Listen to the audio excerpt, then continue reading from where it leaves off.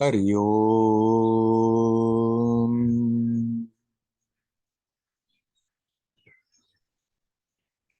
Hari Om.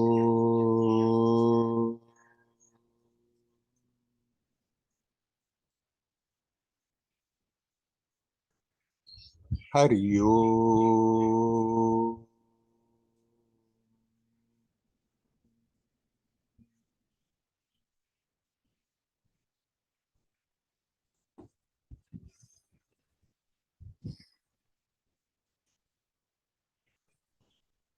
Hello, my friends. Let's talk a moment about devotion.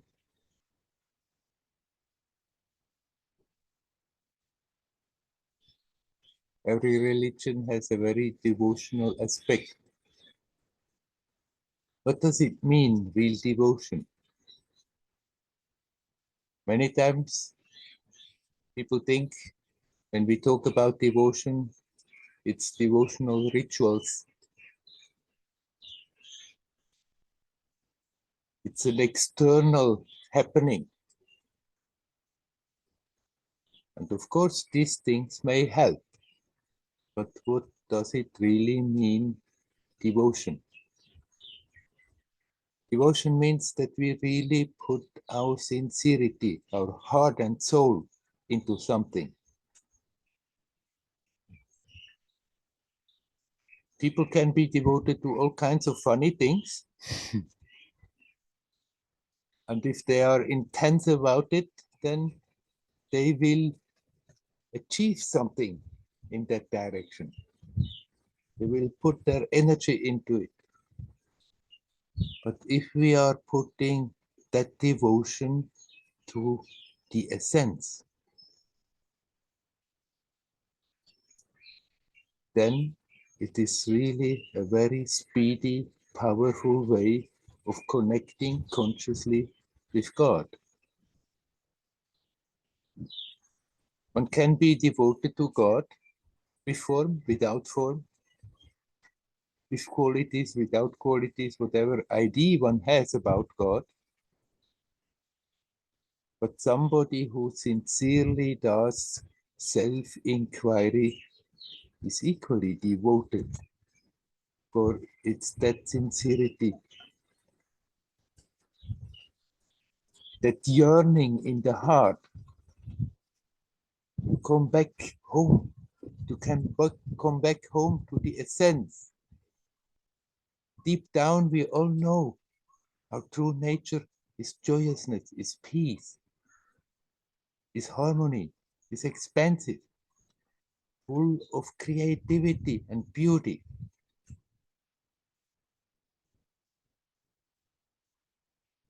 If we become aware where this is coming from, then the devotion to that is helping us to speedily open up that conscious connection.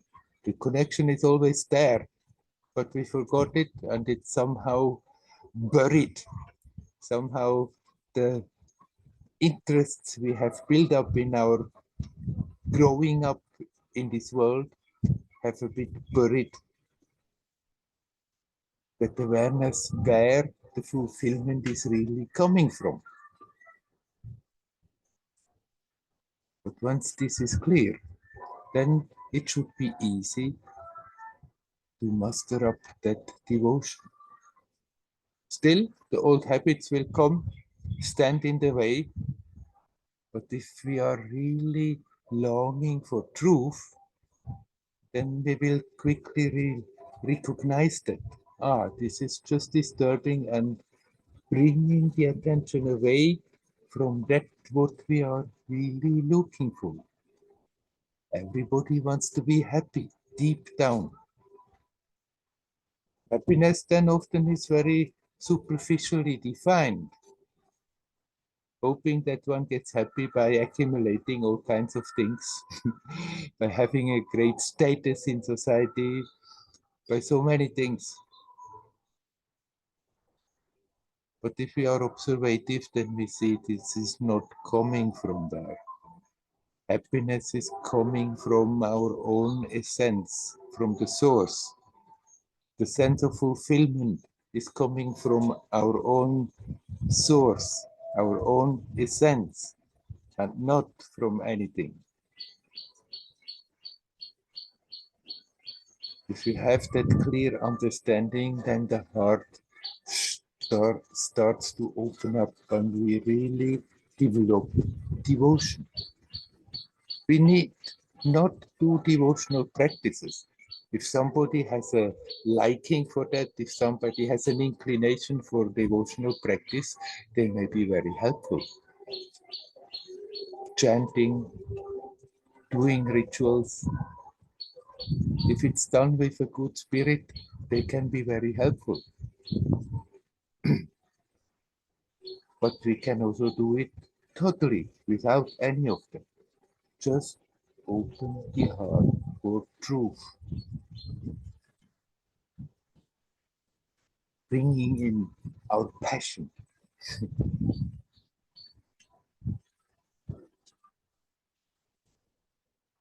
If that is there, then that awareness of being here now is opening up quickly. If that is absent, it's very difficult. So not only the devotees have devotion, but anyone who sincerely is on the path, who sincerely wants truth and not just another explanation, who sincerely longs for their own direct experience. Nisargadatta was told by his teacher, "You are not what you think you are. You are not this person. You are birthless, deathless, timeless, spaceless. You are that absolute reality." Nisargadatta was a simple man, so he didn't doubt his teacher. He had full faith in his teacher, thought he is not having any benefit telling me nonsense. But that hunger was awakened in him. I want to verify it by my own experience.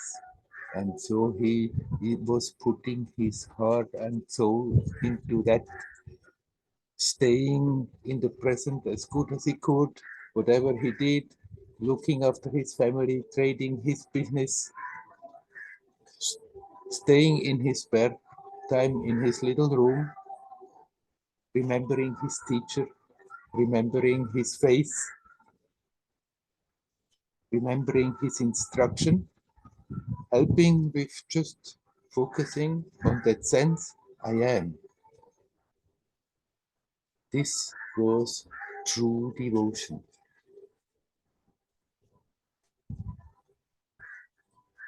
Without at least some amount of that passion for reality, it is very difficult to stay with it. People sometimes start to get spiritually interested simply because they are bored. And then they think, oh, this seems quite interesting, doing a bit this, but then it's getting commonplace, then doing a bit something else. Then that also gets boring again. If that passion for reality is not there, then spirituality is just another way of passing the time, another hobby. But if we want the truth, it's not a part-time occupation.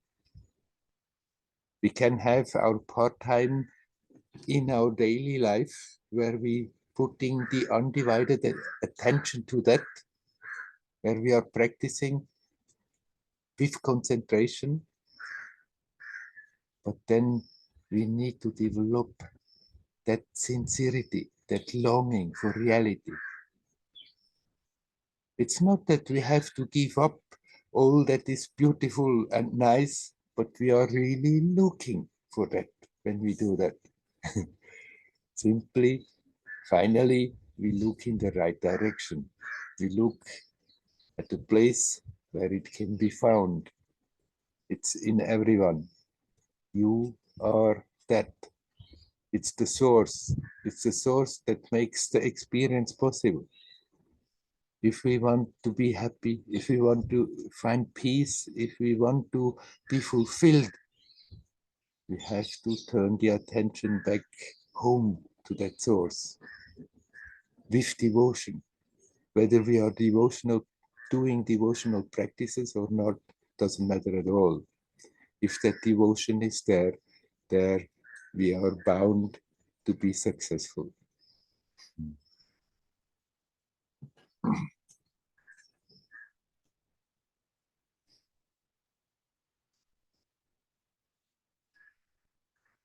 All right, my friends.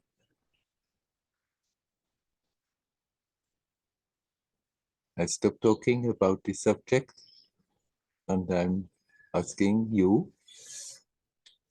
is there anyone who would like to talk? Ah, there you are, Maria. Hello. Hello, Ariom. Hari Om. My question is about an experience I had yesterday, which I've already shared before.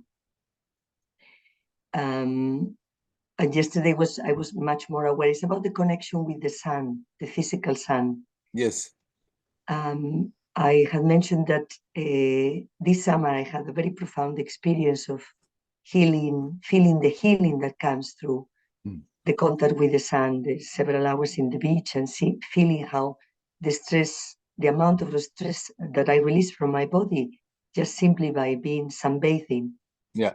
And now I'm back to London. My normal life requires enormous amount of hours indoors. And it's winter and my flat doesn't have much light. And so what I experience from time to time is a lot of tension about not being out there in the sun. And yesterday I felt in the early morning that it was a day for cleaning the house. I keep decluttering and simplifying the environment, which feels really good, very good. Yeah. And then I could feel all this tension, about, it was a sunny day in the middle of many, many rainy days we've had. It was like the chance to go out in the sun. But I didn't go. I didn't go until 4:15. It was starting to get dark. And I could experience during the day a lot of tension of, shall I just stop and go, or shall I continue? And so there was all this tension about not being out there. And I understand that at one level. I understand that the sun is inside, that the source is inside, that I can connect, that there is no need for the physical sun, although it's an amazing experience as well. But I like to resolve a bit this tension. And if you could please comment on the process, because I feel it's about somehow the belief gets built up. Once I have a positive experience like the one I had this summer, it's like, okay, being in the sun is good, so I have to do that. And then the circumstances change, and then that is not like the priority, because there are other things as well. And then is when the conflict comes. There are the two parts, kind of opposites, which creates tension. So if you could please comment on that. That you said the sun is inside, and of course, everything is inside. Now, on the physical level, obviously, there is a sun, and it has a certain effect on your psychophysical system. And for some people, this does not work very well. But if you are open to that healing power of the sun, then by all means, if you can, go into the sun and consciously experience that.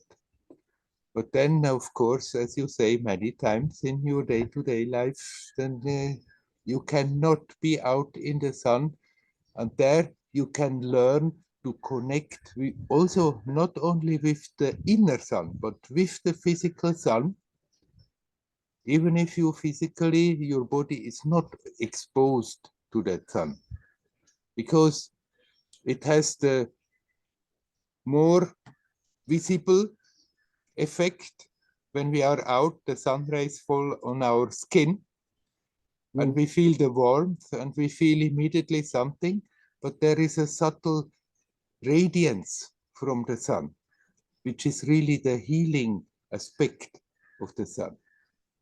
And you can tune into that no matter where you are. Even if you are in a concrete building with concrete floor and concrete walls and concrete ceilings, the subtle radiance of the sun is still reaching you. But we just have to make a bit more of an effort to open up to that. But try to consciously do that instead when you are not out, instead of regretting that you are not out. When that feeling comes, when that thought comes, oh, I would like to be out, but oh, I have to be here, then replace that, okay, open your attention, open your heart to that subtle radiance of the sun. And then you may start to feel it's also there. Even if your skin is not getting bruised, even if you're not feeling the physical warmth, still you can feel that contact with the physical sun. Like you can feel the contact with another being that is not close. If you really focus and you feel on that being, then suddenly you may feel, there is an energetic contact building up simply by focusing on it. And the sun is also a living being. And if you are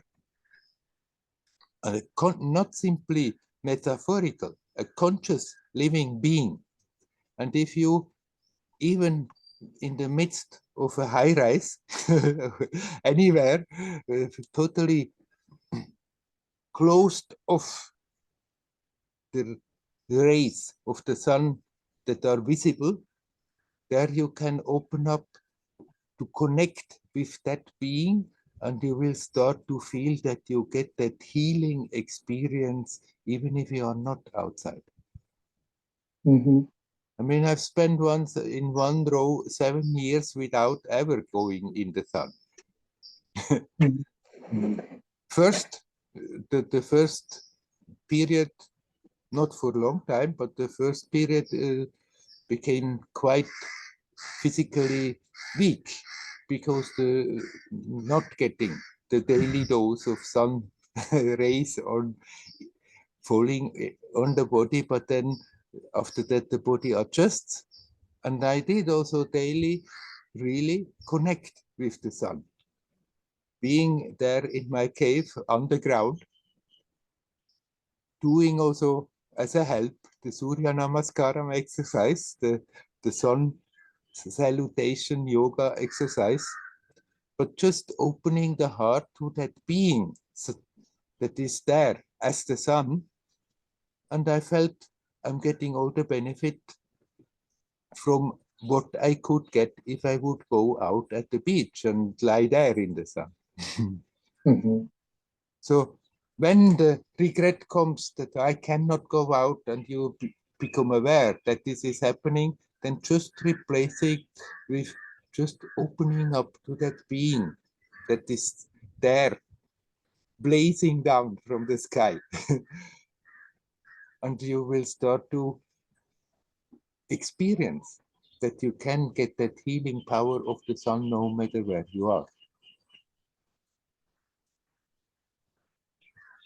Thank you. Thank you. I have another question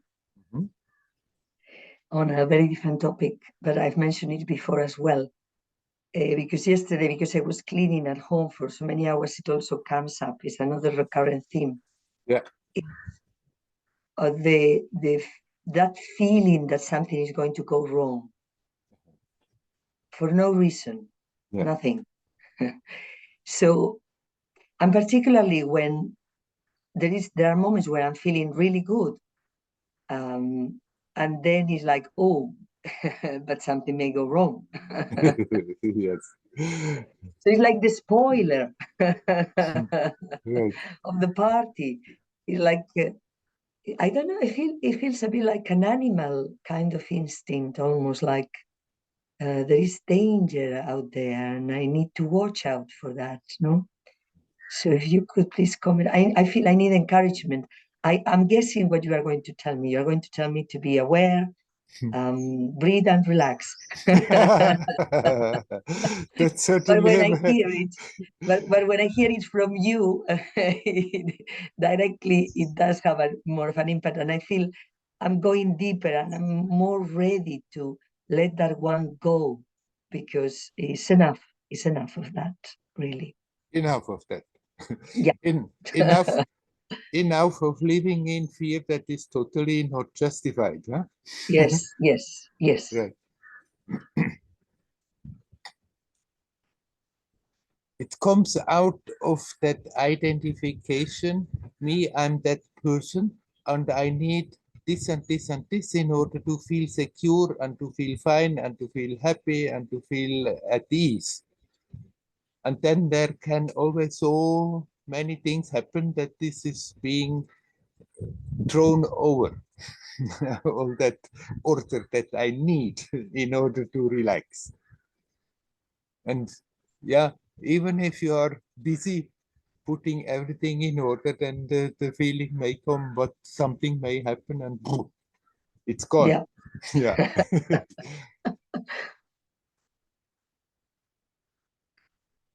There you can follow the fear. Don't fight it when you become aware, oh, there the old handicapper is back, creating again troubles. And then instead of pushing it away, they say, okay, let me experience it. Let me really see what is happening.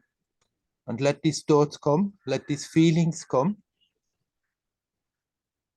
And even if you just observe, you become aware how ridiculous most of the time they are, that there is no foundation there. And even if that clarity is not there, but if you are not fighting with it and just let the feeling be there and then redirect the attention from the thoughts that the feeling produces, the feeling of fear, that instead of building up scenarios, what could go wrong, just experience the emotion. All right, there is that fear, but redirect the attention to the body sensations it produces. See what it is doing, see what is happening to your experience right now, not possibly what could happen in the future, but what is it doing to you now? Mm. And then seeing that, you can start to relax. Instead of building up the tension, you just relax. Relax physically. And then the energetic tension doesn't have a foundation to build up on, and also gradually will disappear. And if you deal with that every time it happens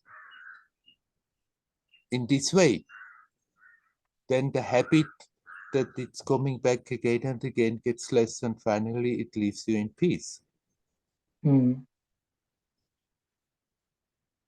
Thank you. Yes, I feel it's like a tiny but it's very significant progress on the process of observing this kind of thoughts is coming up.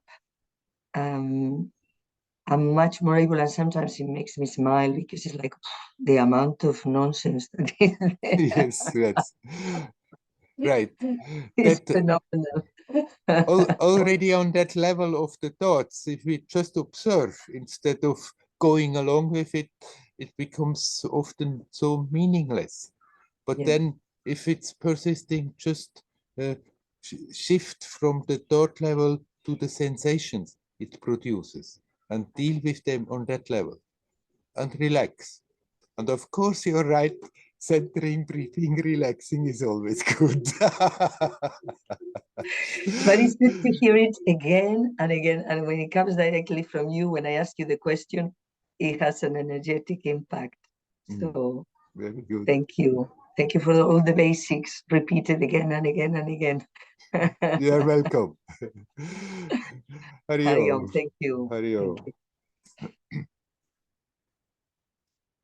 Is there anybody else who would like to come in? Hi, Werner. Okay, Leela, you can come later. Hello, Ravi. Thanks, Werner. Hi. So I've been doing my mantra for many years now, and yes. it's just kind of taken it's taken more of a back role, a back role. It's more in it's less in the forefront now, and the practice is more kind of just feeling that connection to the Lord, and the mantra I don't say as much at the moment. It's just kind of been a shift, a recent shift. I can't imagine I'll ever let go of the mantra because I've just bonded with it so much over the years. And I find that when I feel that connection with the Lord, I'm saying throughout the day, either within or externally, I'll say it out aloud. Thank you, or thank you, Lord. And most of the time, well, not, it's hard to quantify, but a lot of the time I'm saying it out aloud. It feels right. It feels good. It's a bit unusual saying thank you, Lord. It feels spontaneous. It's a bit funny saying it out loud all the time.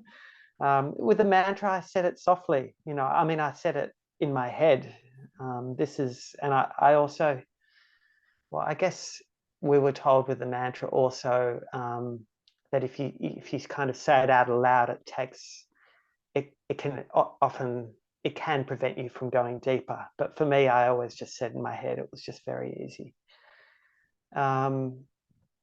So it does feel good. I guess also I'm just wanting to hear from you, because it is quite a major change for me, and it might change back to me saying the mantra, and I might just go through stages. I haven't let go of the mantra. I say it here and there anyway. Is that okay to actually be saying thank you a lot throughout the day as part of your spiritual practice? And certainly the connection with the divine, which I'm kind of remembering, does certainly feel good. And the saying thank you feels spontaneous. It's just new to me, so I'd like to hear what you've got to say.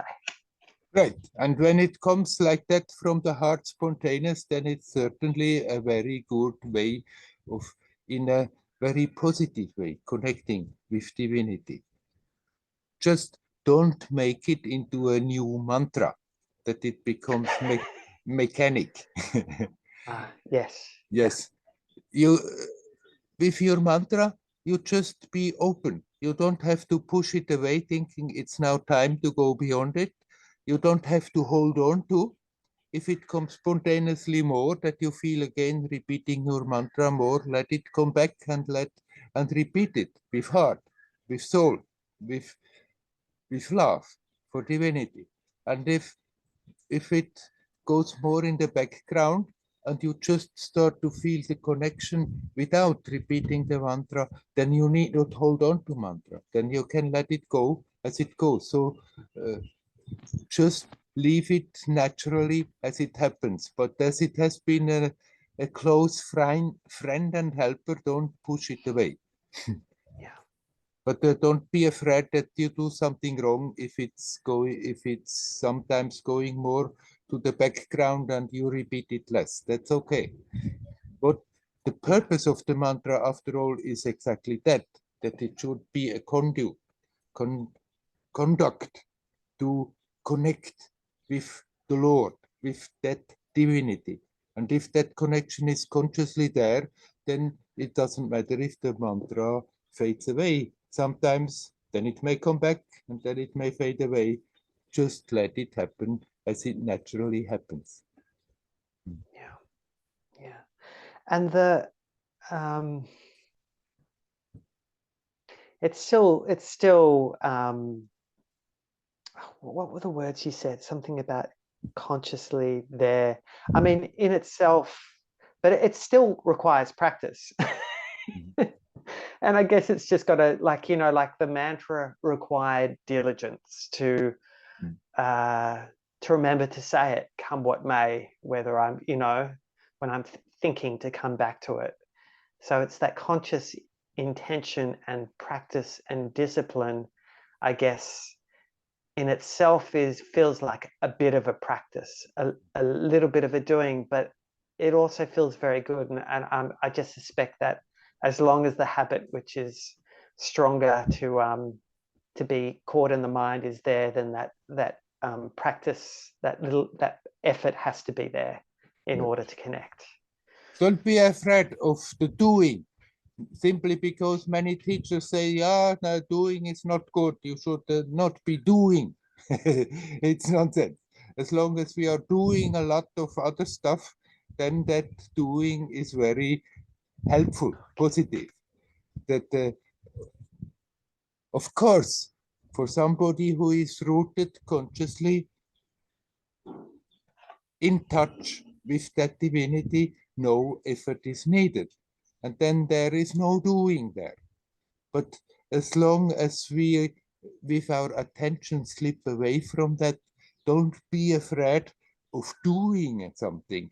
If you do something to consciously connect again, then that doing is totally justified and good.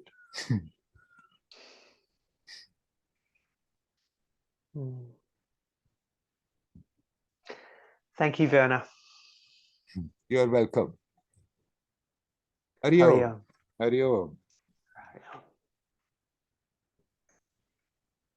Okay, Lila, you want to talk? Hello. Yeah. So it's becoming more and more difficult. Yes.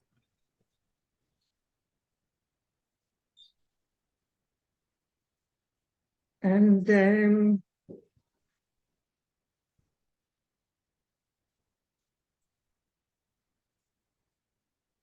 yeah, I'm thinking about this saying thank you, like expressing gratitude.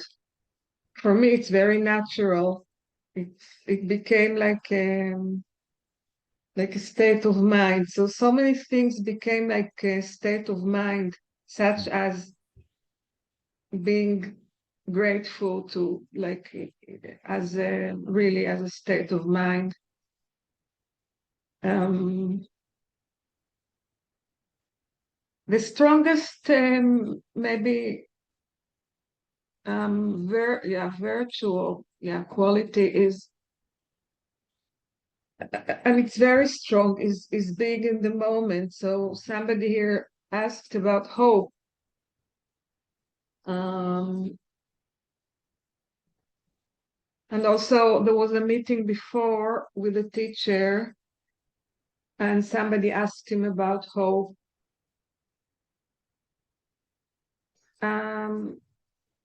So I actually, I can't remember what he said, but for me, hope now is useless as the situation is so complex. Yeah. In any respect.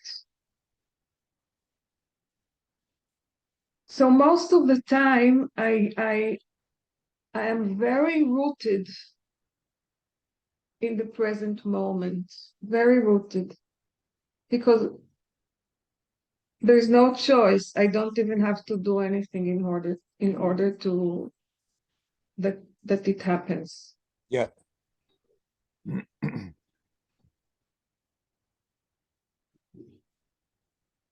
But the sadness and the pain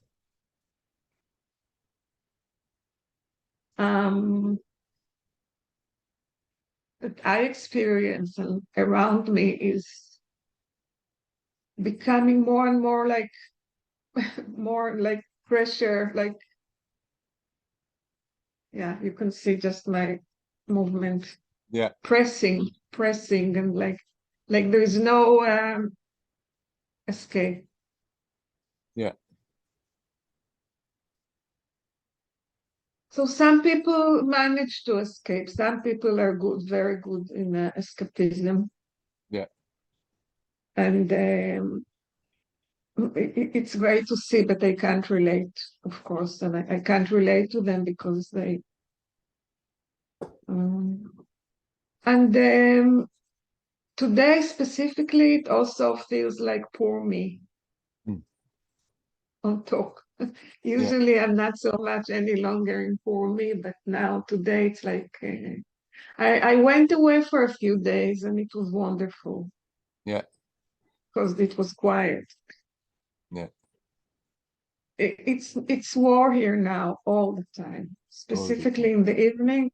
In the evening, it gets more and more intensive.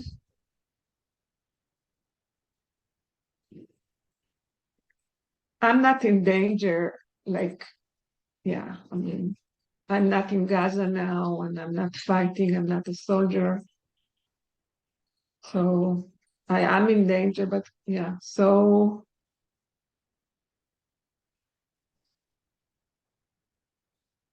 Yeah, now I'm looking, I can see the beauty because all my paintings are around me. Yeah. And outside is my garden, but yeah, it's getting more and more difficult. So I don't really have a question. I just Right. I'm just sharing sort of.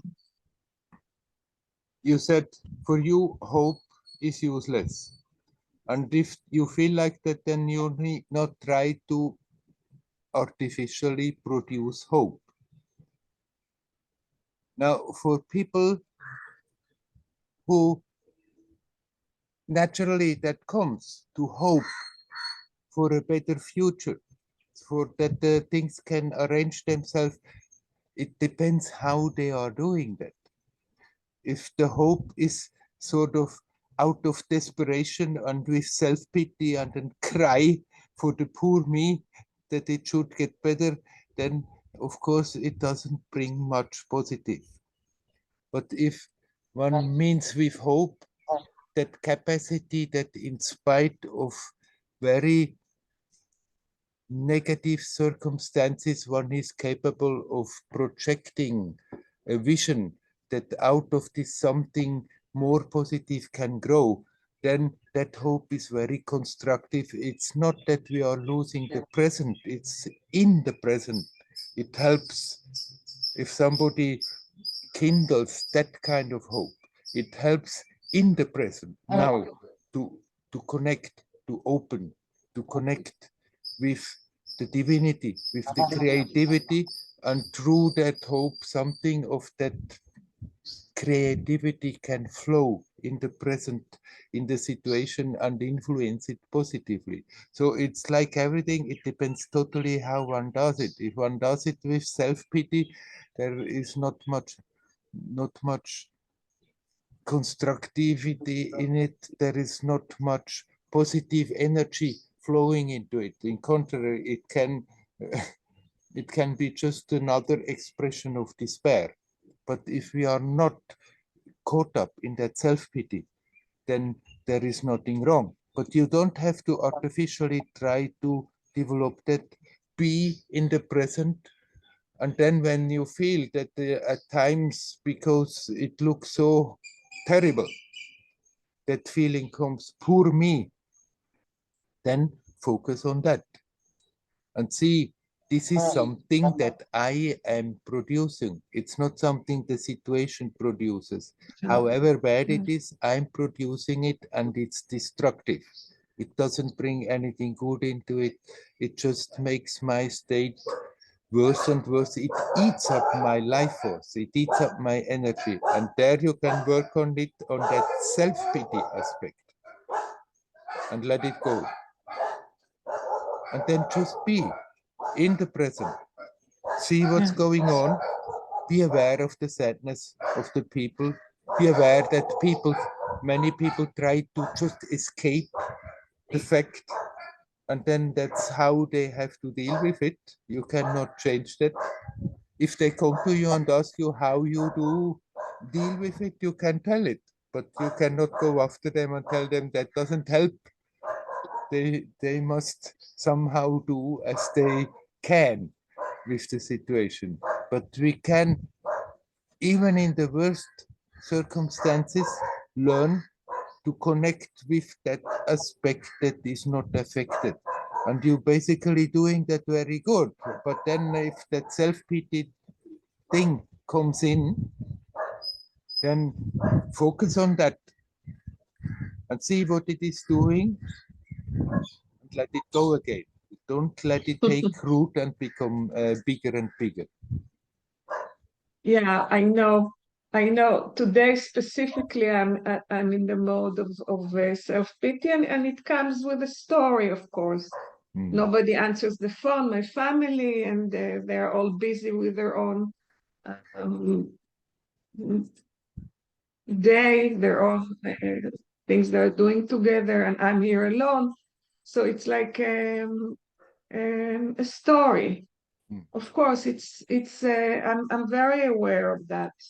Yeah. And also this thing about asking people, how are you?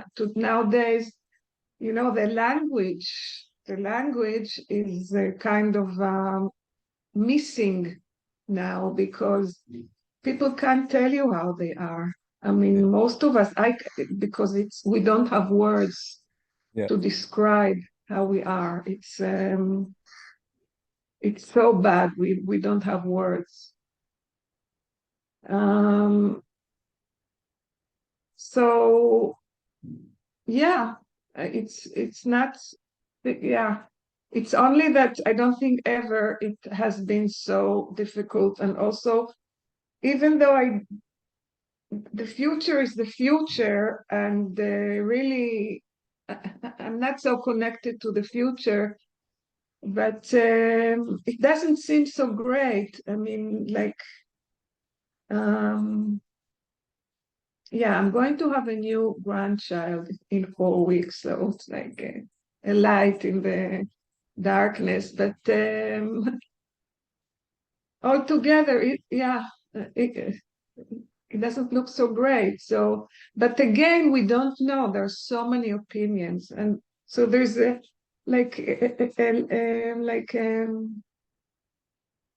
voice saying, yeah, but you don't know that it's going to be not so great. Maybe of course it's bad situation, but maybe there will be some changes to the good eventually. And yeah, I say that to myself, and it helps me. And I'm tired of opinions, of course, and of information, because nobody knows. But specifically today, it looks great. It looks, yeah. Yeah. So, yeah, just keep on going. It's most of the time I'm okay, really. Yeah. Just remind yourself, this situation is at the same time also a great opportunity. Yeah. For the intensity of the situation can help you to dive so much deeper into your own resources. Right. I know. And that's what we are here for. And if we find ourselves in such an intense and extreme situation like you are now, then we can either totally despair because of it, or then we can just decide with strength and confidence, okay, after all, I came here to face challenges. So let me face this challenge and make the most use of it. That intensity, instead of resisting against what's going on, use that intensity to go deep into your own self. And incidentally, by doing so, you're contributing the most to give the possibility that something harmonious and nice can come out of all that. Yeah. This is the living back the small bits of the small girl I was, and now it's really like sort of growing up, another growth, and like taking responsibility and yeah, of like the essence of the reason why I'm here and all that. So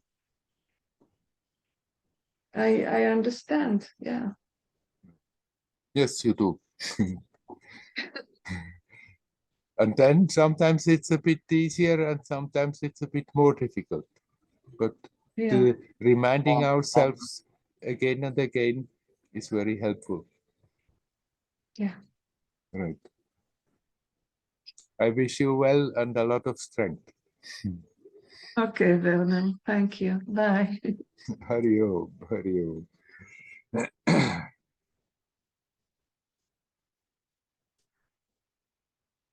Is there anybody else who would like to come in? You're welcome.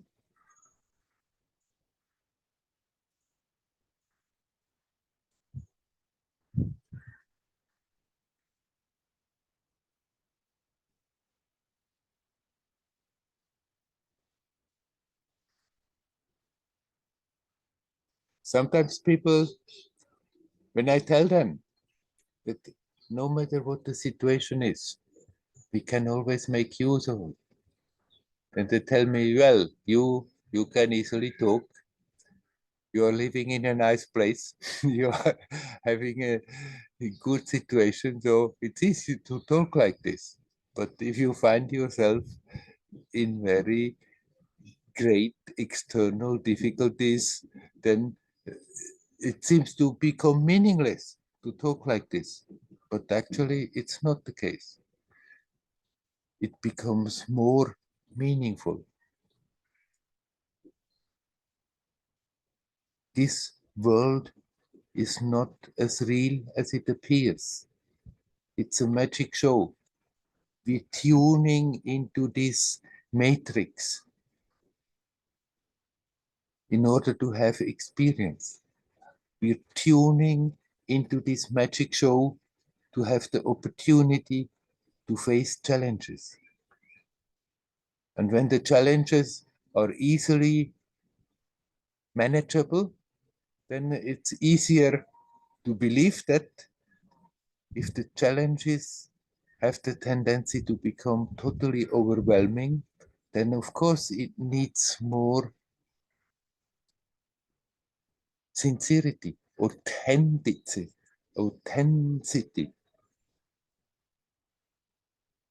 That we have to be really authentic ourselves.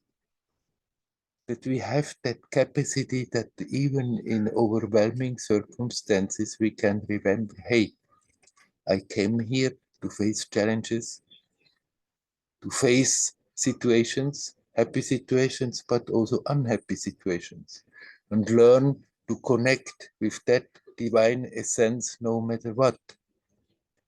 And especially those challenges that we don't expect, that we have not already accounted for, but they come full upon us and are tremendous and overwhelming. As long as we are resisting, they become unbearable and one becomes totally desperate. But if we learn to accept even that,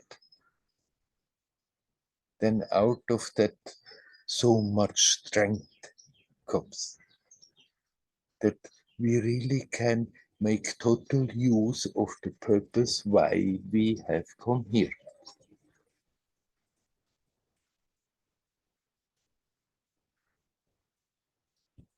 I can understand people who say, yes, Somebody who is not in a difficult situation can easily talk like this, but once the difficulties come, then it's not so easy, right? It's true. It's not so easy in more difficult situations. So much more, it's worth the trouble to make the effort. If it's not easy, and in spite of that we are capable to do so, then we are getting that much more out of it. Essentially, you are that divinity, and nothing changes. But there is something unfolding. The power is unfolding. And the power means that experience of that essential reality keeps on unfolding, expanding.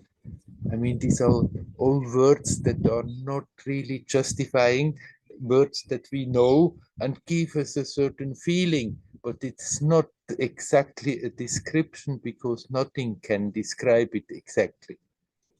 So I'm using those words of unfolding, expanding, growing, knowing all these words, they falling short of what is happening, but it gives a little bit an inkling of what is going on. And obviously we have come here for that. Otherwise we wouldn't have come here. We are not being compelled by somebody, by our karma, by this or by that.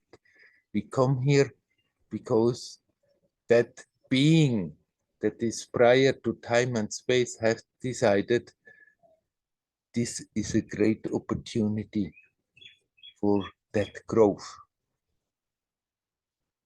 And the more challenging the situation is, the more there is also an opportunity of growth.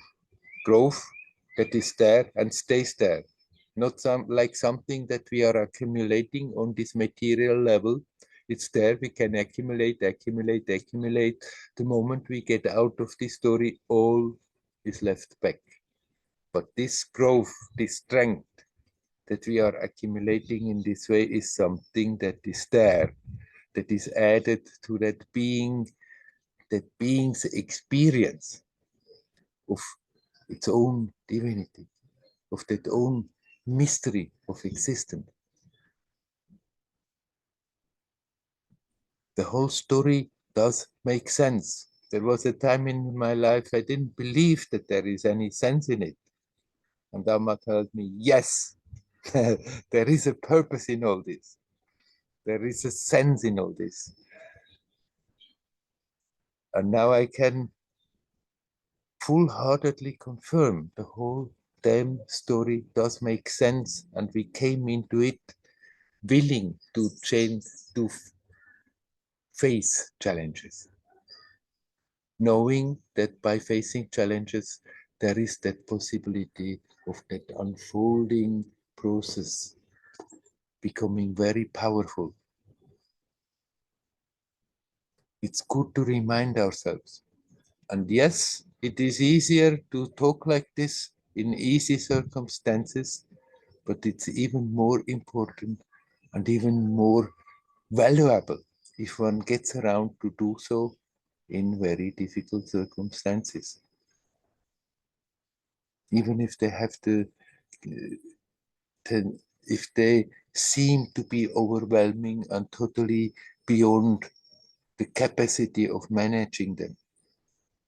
It is always possible, no matter what is happening, to turn the attention back and get deeper, rooted in that awareness of being here, being now, becoming stronger, becoming more authentic, becoming more independent, becoming more a manifestation, an expression of that own inner divine essence.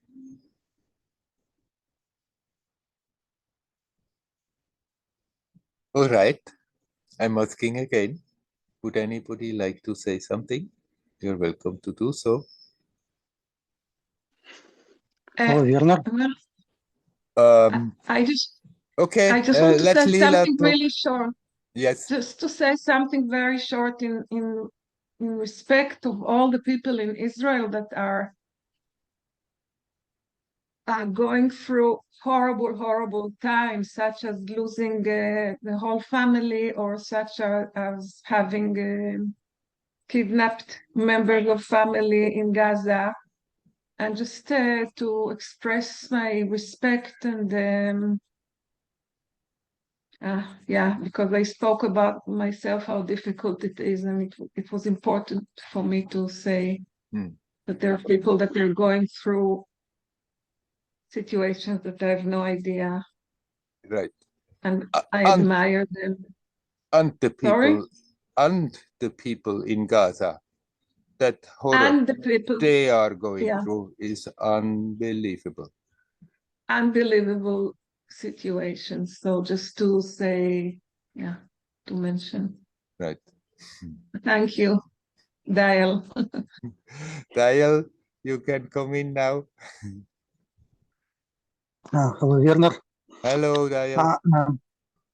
I find a new book, Buddhist writer, about 8 jhanas, special state, very deep concentration.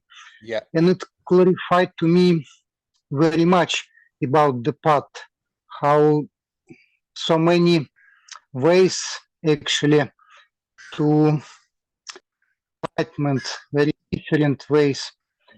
And it is inspiring me, and I feel that it's possible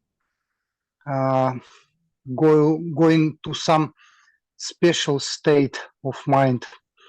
But by your experience, is it really possible go to deep state of concentration, jhana, by living normal life? So, for example, meditating 1 hour in the morning, 1 hour in the evening, and working and doing something, living family life. Or it's just not possible. It's not really monk's life. Of course, if somebody decides to live the life of a monk, then there are less disturbances. Then they can put more their full attention to that. But actually, it is not so easy to keep that full undivided attention like this. And many who decide for a monk's life, they also have just their periods where that intensity is there, and then they just live their monk's life, and like family man or woman are living their day-to-day life. It's just an alternative way of spending their time. So it's not so much the external things that matter, but how clearly and alertly we are going through it. But nevertheless, the tendency is to be in a family, to have to deal with all the stuff that belongs to it, has the tendency to distract more. That means somebody who lives a so-called normal life just has to remind themselves even more, be alert, be aware. But sure, if they have that possibility to meditate in the morning and in the evening, then this is very helpful, but the practice continues in their daily life. And if they do so, then of course they can muster up an intensity like somebody who is going to a monastery or an ashram.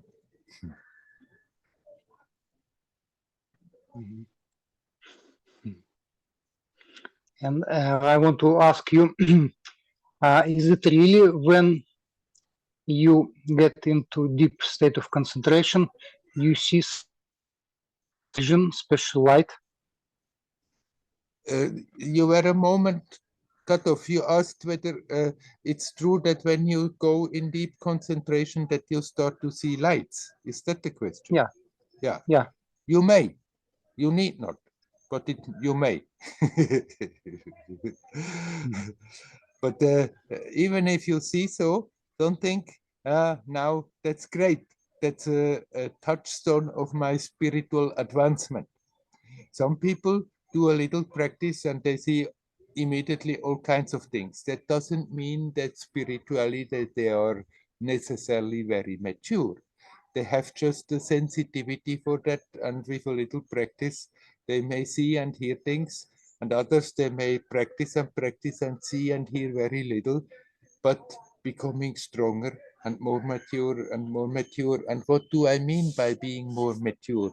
I mean exactly what I have been talking before about, that even in difficult circumstances, one is capable to connect and not to get blown away by it. And that means really spiritual maturity and strength, not how much you can see lights and hear sounds and have all kinds of experiences. Nothing wrong with those experiences. They are inspiring, that they help us to feel, okay, it's worth the trouble, but we cannot make them into like a touchstone that saying, okay, seeing lights is a must. That means I'm at a certain state, and from there it goes to the next state.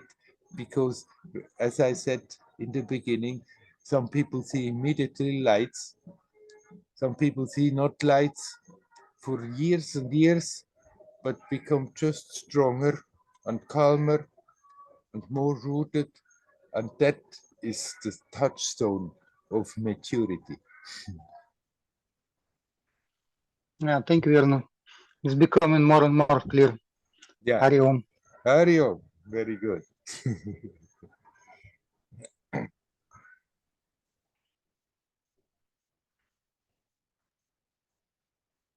Hello.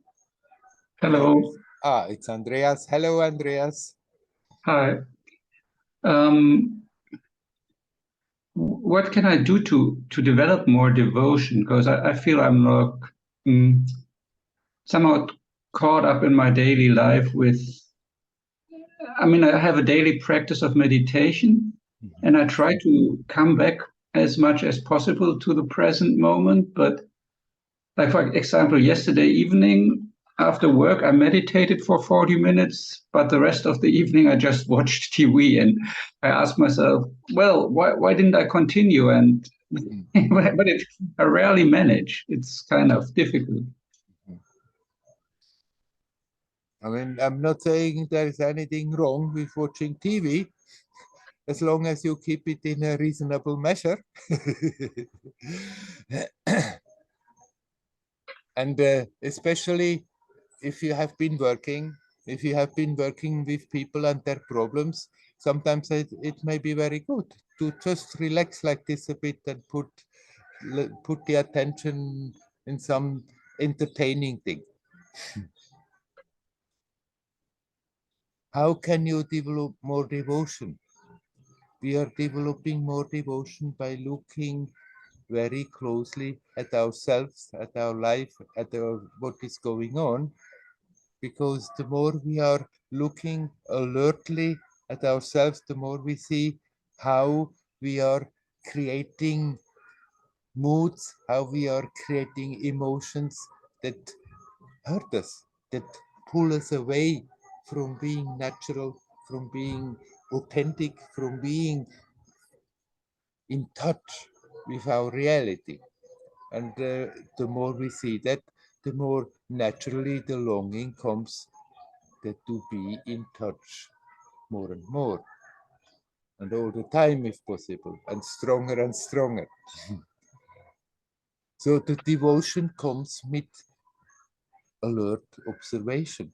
What's going on? Yeah, sometimes I feel it might be helpful to change the circumstances in which I live, because there are not very many people around here who are interested in spirituality and meditation. And so I always get drawn back in this kind of daily life and the concerns. And if you watch TV, I mean, most of the time it's just like the people have I more and more realize what a strange set of mind is presented there. Yes. And so I always think like, okay, maybe I should try to find a more like practice-friendly environment. It might not need to be a monastery, but yeah, just something where there are more other people that are going into the same direction. But right now I'm a little bit bound to this area because I want to take care of my uncle who's 88 and needs help. So I don't know. Right. I mean, it's not that change of environment is going to change everything. It's how we are dealing with the situation. And as you see that for the time being, it seems that's where you have to be. That's your place because of certain points, like looking after your uncle. Then don't resist of living there, but still you can open up to the idea that if it comes to the point that it's not more necessary, that you may change into a more harmonious place. But don't fix your attention on that and think that is the thing. As long as that is not happening, it's hopeless. It's not hopeless, no matter where you are. So make the best out of the circumstances that you are facing. Yeah, I mean, after all, my circumstances are not so bad. It's just like, I mean, another word for devotion is earnestness, right? Yes. So it's more like sometimes the earnestness is missing, and I'm too much into or I feel like, what is the right balance between like feeling tired after work, because most of the times it's not so bad, my word, and needing the right balance between comfort and really maybe push yourself a little bit and try to be earnest just by will force. But the earnestness is coming from you and not from a change of place. It's not an environment, not even an ashram that can produce that earnestness. It's what is coming out of you, and that earnestness comes by what I said, what is producing devotion by really keenly observing what is going on and how I am producing dissatisfaction all the time with, when it's not necessary, and learn to not do that anymore. But for that, we need to be aware of it, and that conscious effort of being aware, that is what brings about then the earnestness, the devotion. And then eventually down the road, a change of place may help. But you cannot think that you change the place and then the earnestness is there. But it's supporting. It can support the manifestation of it, but it still has to come from yourself. Yes. Right. Okay. Can we leave it at that? Okay. Thank you very much. Yeah. Hari Om. Hari Om.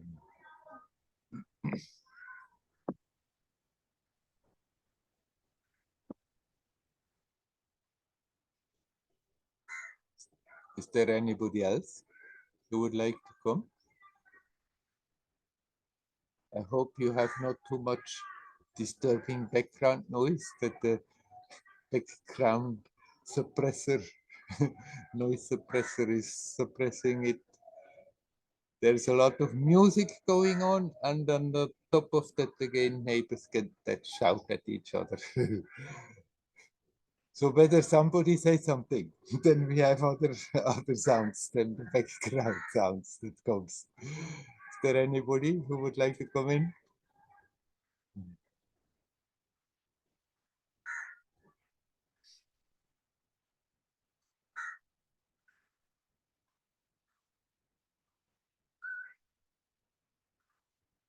What is happening here in the neighborhood?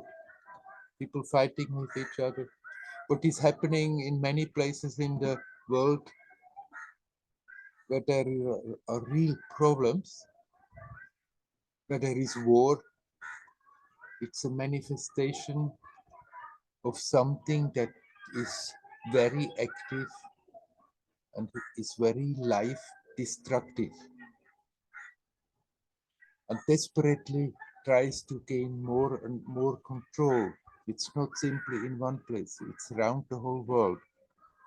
A tremendous struggle, and it produces a lot of negativity and destruction.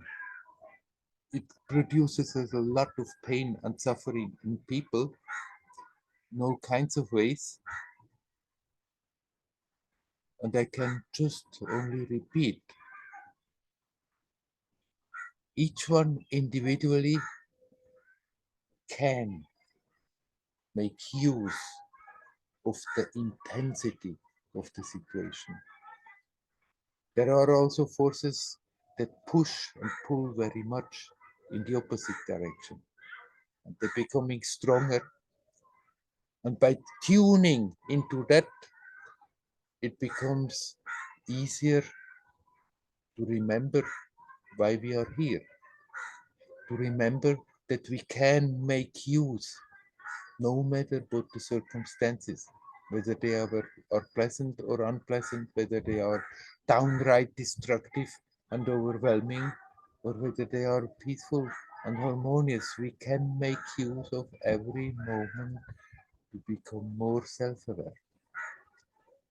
It is not something that we have to do as a terrible task. We have to do so because that's how we are going to gain freedom sometime.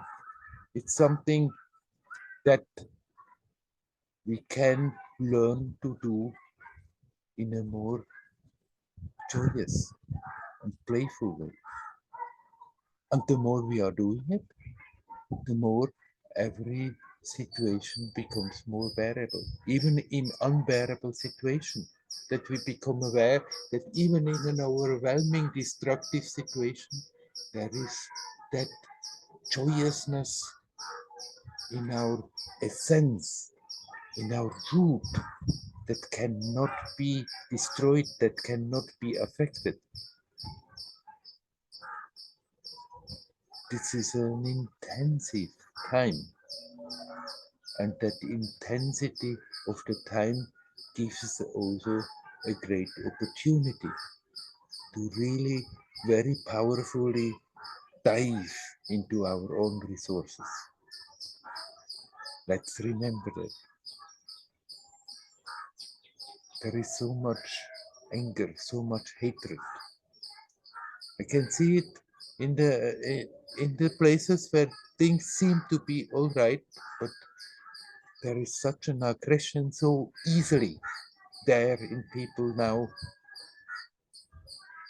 very quickly manifesting, and can become often very destructive, because right now, no matter on which side we are opening, immediately there comes a lot of energy there.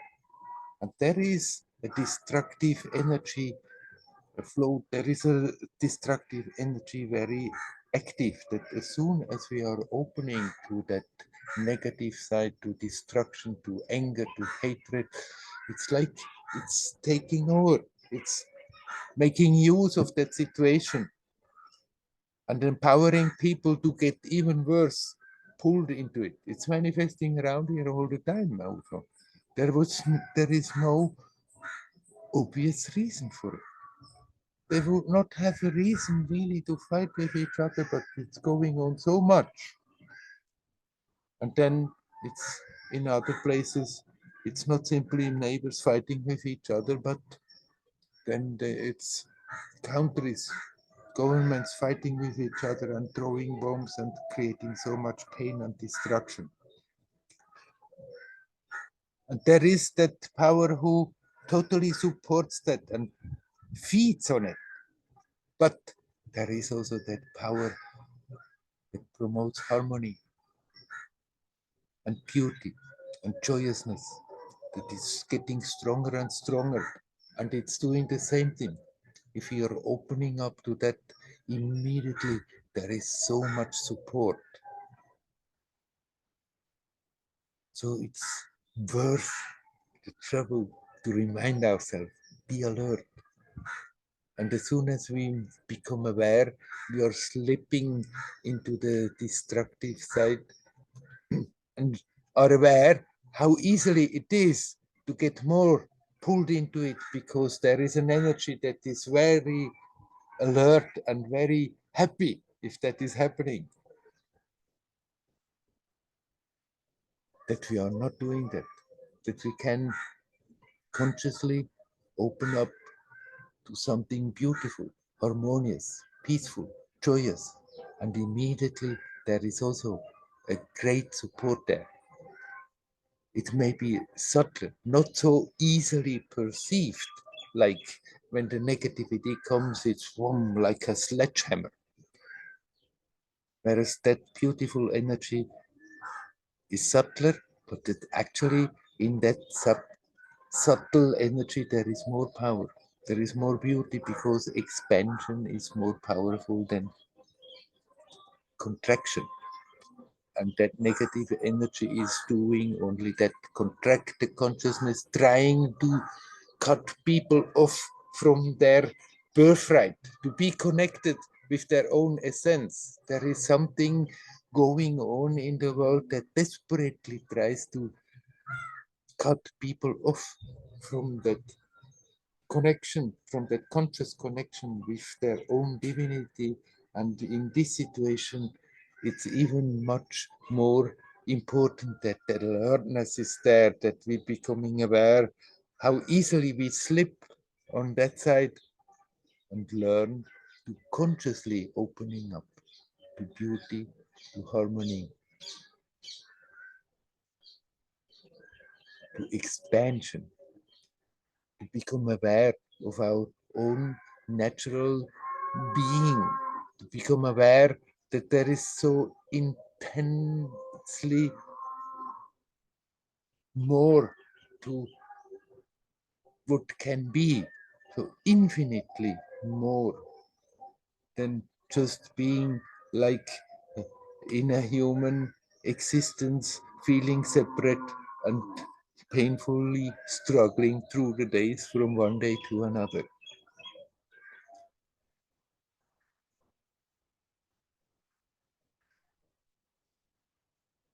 It's in a way a terrible time, but at the same time, it's a tremendous opportunity. We just have to be alert and remind ourselves, develop that alertness. And if we are alert, it pays handsomely.